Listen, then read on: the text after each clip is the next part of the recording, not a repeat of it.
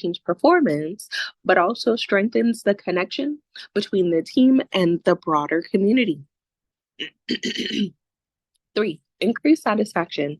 So, servant leaders build bridges between themselves, their team, and the community by genuinely caring.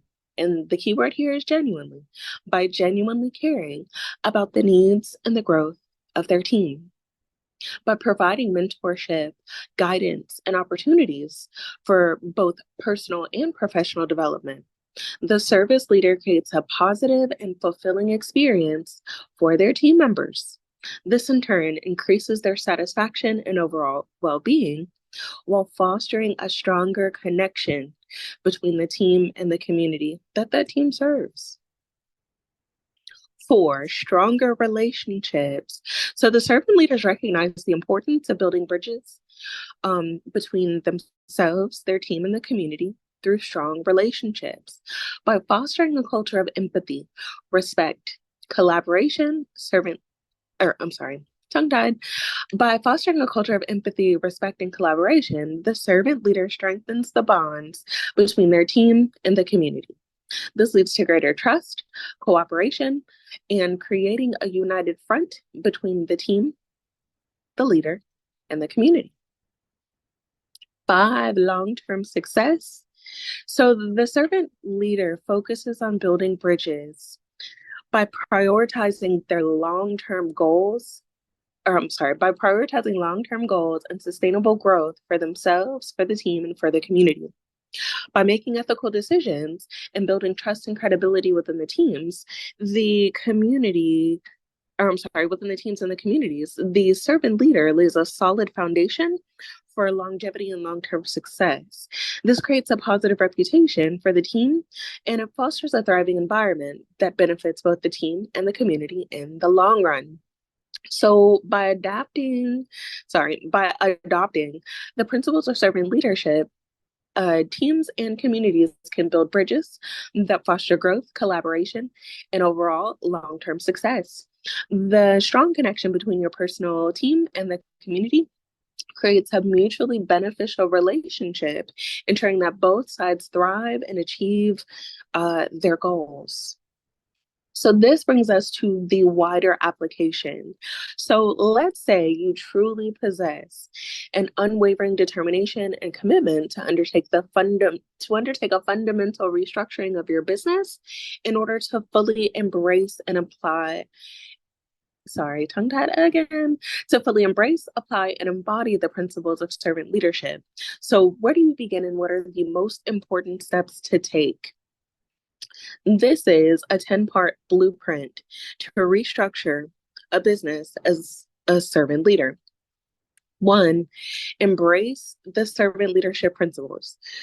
So you're encouraged to adopt a mindset of servant leadership that prioritizes the well-being and growth of both your team members and your community. Here, you'll need to lead with humility, empathy, and a genuine desire to serve. And you'll need to be able to encourage and motivate your team members to do the same. So a great example of this would be, instead of solely focusing on your profit targets, prioritize the personal and professional development of your employees, fostering a sense of community within your team that extends to the broader community. 2, foster open and transparent communication. So you'll establish a culture of just open and frank communication within your team and your organization. You'll encourage your team members to freely express their ideas, their concerns, their criticisms, and their feedback. Create channels for two-way communication between leadership, employees, and the community. So great example of that would be to conduct regular team meetings, hosting lives or other live community-facing events, opening forums where team members can share their thoughts and suggestions, and implementing an anonymous feedback system to encourage honest input from your team and your community. 3, build trust and psychological safety.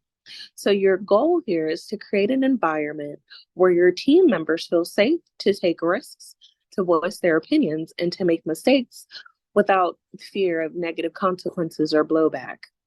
Trust is crucial for building strong bonds among teams and with the community.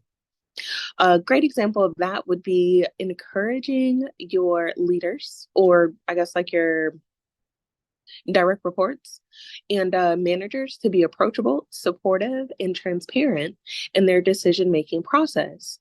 Recognize and celebrate team members' efforts to achieve and foster a positive and trusting atmosphere. Four would be to empower and to delegate. Give employees the freedom and the autonomy and the authority that they need to make the right decisions and to take ownership of their own work. Empower them to contribute their unique skills and talents to the success of the organization and the community. So, an example of this would be delegating the decision making responsibilities and involving your employees in the planning and execution of projects. So so this would look like providing them with the necessary resources and support to excel in their roles and to make a meaningful and positive impact. Five, leading by example. So leading by example would mean actively supporting the growth and success of your team members. So this means showing genuine care and concern for their well-being outside of the role, as well as their development and the needs and aspirations that they have both for themselves and for the community. So an example of that would be to take the time to understand the personal and professional goals of team members and to provide guidance and mentorship to help them achieve those goals. You could do this by offering support and resources to overcome any challenges or limitations they may have, both in their work and where they're involved with the community. Three, encourage, or I'm sorry, six, I don't know why I said three. Six, encouraging collaboration and teamwork. So this looks like fostering a collaborative work environment where team members feel motivated to work together towards a common goal. So this would be the encouragement of cross-functional collaboration and knowledge sharing within the team and within the community.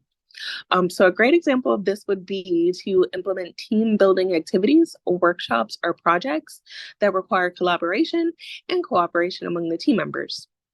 So this would also look like encouraging open dialogue, brainstorming, and creating an open forum to generate new ideas that benefit both the organization and the community. Seven, practice active listening. So this would mean actively listening to your team members and the community to understand what their needs, concerns, and aspirations are. Create opportunities for them to share their thoughts and their ideas to foster a sense of belonging and inclusivity.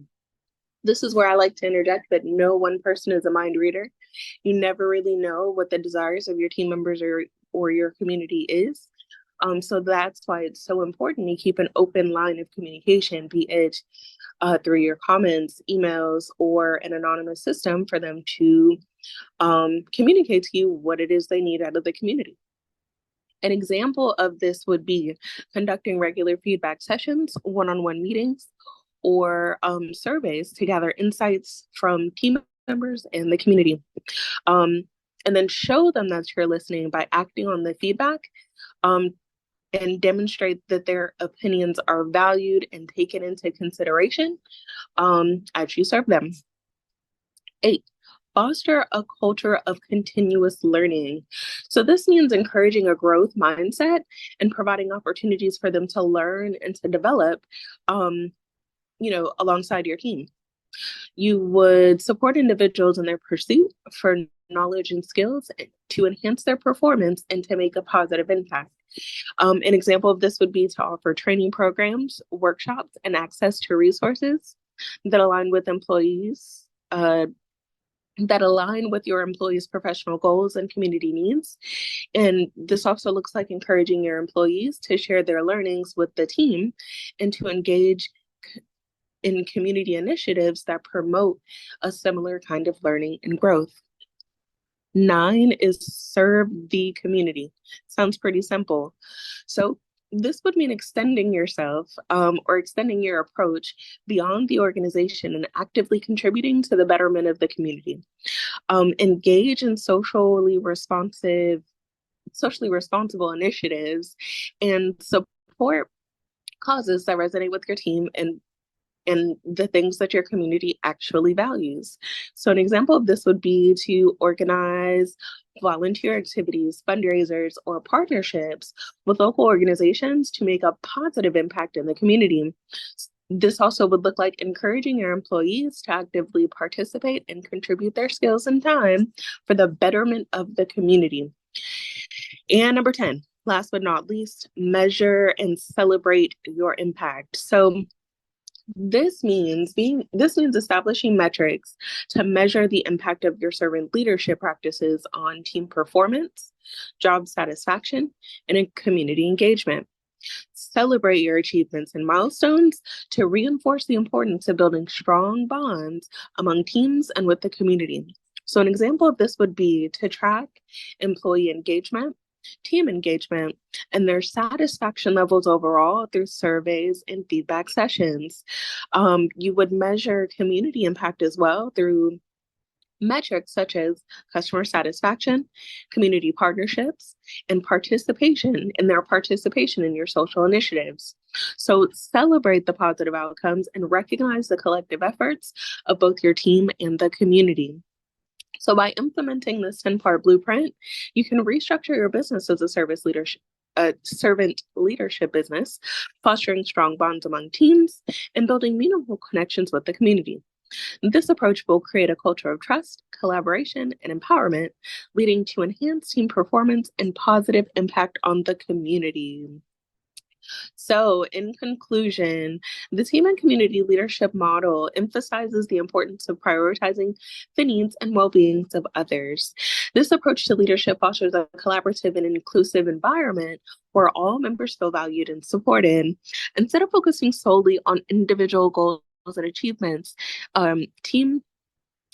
instead of focusing solely on your own goals and achievements, your focus is on the goals and the achievements of the team and the community that you lead.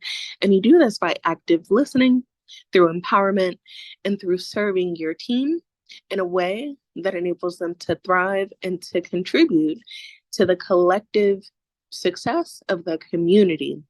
This selfless approach not only enhances the performance and satisfaction of individuals within the team and the community, but it also promotes a culture of trust, cooperation, and shared accomplishment. The team and community leadership model serves as a reminder that leadership is about creating positive impact on the lives of others and working together for a greater common goal. So that brings us to the end of today's presentation. Normally, I would have a special offer here for one of my coaching programs, but I am actually going to invite you to a masterclass on May 30th. So the masterclass on May 30th is going to be about the 4 most effective communication styles for service and executive leadership. It's going to be on May 30th at 12:30 Eastern. The price for access is $97. This is perfect if you are looking to make that change, to really catapult the success of your business to greater heights through service leadership. There will be tons of resources provided. You'll have the opportunity to really to ask me your leadership questions as well. And you'll have the opportunity to take on a new perspective for leadership in today's modern age. So thank you for your attendance, and you have a great evening.